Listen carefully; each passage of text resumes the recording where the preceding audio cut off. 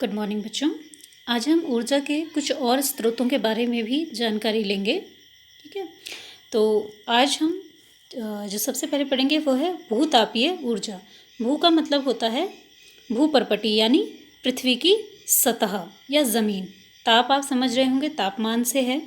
ठीक है, तो जब भी हमारी भूमि में कोई भी परिवर्तन आते हैं जिसे भौमिकीय परिवर्तन कहा जा रहा है, इसके कारण क्या होता है, जो भूपर्पटी है यानी जो सतह है हमारी ज़मीन की, उसकी गहराइयों में नीचे कोई तप्त क्षेत्रों में पिघली चट्टानें ऊपर की ओर धकेली जाती है। आपको पता है नीचे प्लेट्स रहती हैं, वो प्लेट्स हिलती हैं, उनके हिलने की वजह से नीचे ज़मीन की बहुत गहराइयों में भी चट्टानें होती हैं। वो पिघले हुए रूप में रहती हैं क्योंकि तापमान बहुत अधिक रहता है।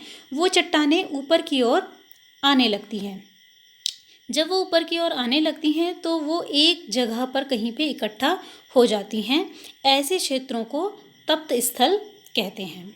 ठीक है, अब होता क्या है, ऐसी जगहों जहाँ पर तप्त स्थल बने जाते हैं, वहाँ जो भूमिगत जल होता है यानी पानी जो ज़मीन के नीचे है, जब वो इस तप्त स्थल के नज़दीक आता है तो ये पानी गर्म होने लगता है।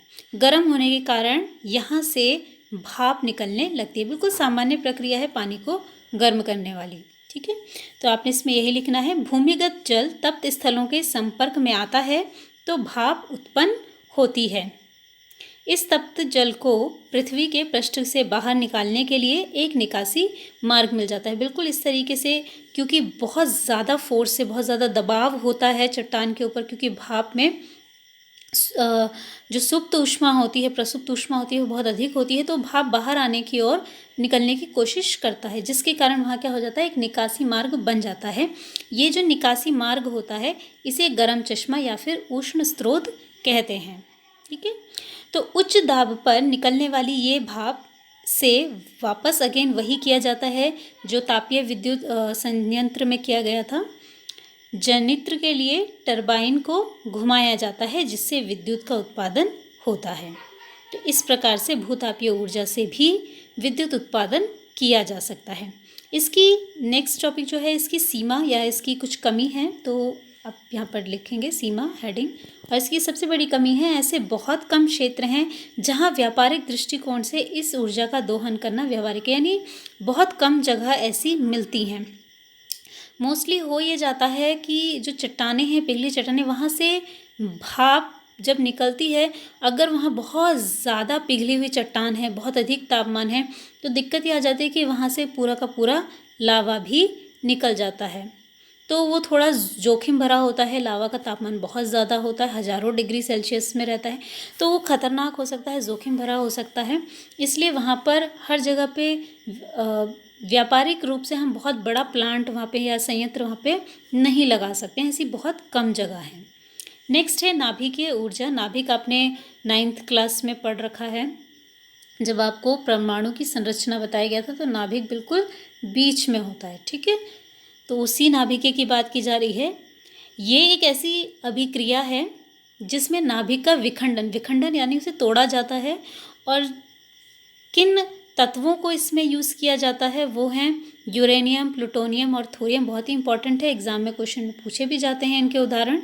तो इन तत्वों के परमाणुओं के नाभिक को तोड़ा जाता है। इनके नाभिक को निम्न ऊर्जा यानी न्यूट्रॉन से बमबारी करवा करके हल्के नाभिकों में तोड़ा जाता है। जब भी एक नाभिक टूटता है तो उससे बहुत ज़्यादा ऊर्जा उत्पन्न होती है। अगेन उस ऊर्जा से क्या किया जाता है, पानी भाप बना करके अगेन वैसे ही टरबाइन घुमा करके और विद्युत उत्पन्न की जाती है। तो यहाँ उदाहरण के लिए दे रखा है यूरेनियम के एक परमाणु का विखंडन। जब हम उसके एक परमाणु का विखंडन करते हैं तो उससे उत्पन्न होने वाली ऊर्जा किसी कोयले के कार्बन परमाणु के दहन से ऊर्जा जो उत्पन्न होती है उसकी 1 करोड़ गुना अधिक होती है, बहुत ज़्यादा होती है। ठीक है, तो विद्युत उत्पादन के लिए स्पेशली अलग तरीके से डिज़ाइन किए जाते हैं, ऐसे नाभिकीय संयंत्र बनाए जाते हैं। वहाँ नाभिकीय ईंधन इस तरीके से उसको सेटअप किया जाता है कि वहाँ बार बार क्या होती रहेगी, इन तत्वों के, जैसे ये भारी तत्व हैं यूरेनियम, प्लूटोनियम, थोरियम, इसमें ज़्यादातर यूरेनियम का प्रयोग किया जाता है। तो इनके परमाणु अपने आप टूटते रहते हैं। लेकिन ये बहुत ही कंट्रोल वे में किया जाता है। अगर अनकंट्रोल किया जाएगा तो बहुत ज़्यादा ऊर्जा आ जाएगी, ब्लास्ट हो सकता है। ठीक है, तो इसे बहुत ही एक कंट्रोल्ड वे में से किया जाता है इस अभिक्रिया को, जिससे थोड़ी थोड़ी करके ऊर्जा मुक्त होती रहती है। फिर अगेन उस ऊर्जा से भाप बना करके विद्युत में उत्पन्न किया जा सकता है। ठीक है, इसके कुछ नुकसान हैं, हानियां हैं, तो आपने इसकी हानियां लिखनी है। तो इसकी हानि ये है कि जितना यूज़ हो जाता है यूरेनियम वो तो ठीक है, लेकिन जो बचा हुआ ईंधन होता है, शेष बचे ईंधन का यूरेनियम हानिकारक घातक कणों में या विकिरणों में क्षयित हो जाता है। जितना यूज़ हुआ उतना तो यूज़ हुआ, लेकिन जो बच जाता है यूरेनियम, इनसे बहुत ही घातक विकिरणें उत्सर्जित होती हैं, निकलती हैं। ये मानव शरीर में कैंसर के लिए या मानव शरीर को हमेशा अपाहिज बनाने के लिए या फिर उनमें आनुवांशिक रोग उत्पन्न करने में सक्षम होती हैं। इतनी खतरनाक ये किरणें होती हैं। इसके नेक्स्ट हानियां हैं, इससे पर्यावरण संदूषित हो सकता है, यानी प्रदूषित हो सकता है। नेक्स्ट है, इसके अतिरिक्त नाभिकीय विकिरणों के आकस्मिक रिसाव का खतरा बना रहता है। अगर किसी प्लांट में किसी भी गलती की वजह से ये हानिकारक विकिरणें बाहर अगर निकल गई तो आसपास का जो क्षेत्र है वहाँ के लोगों की मृत्यु तक हो सकती है। नाभिकीय विद्युत शक्ति संयंत्रों के प्रतिष्ठापन की अत्यधिक लागत है, ये भी एक है। पर्यावरण संदूषण का प्रबल खतरा बना रहता है।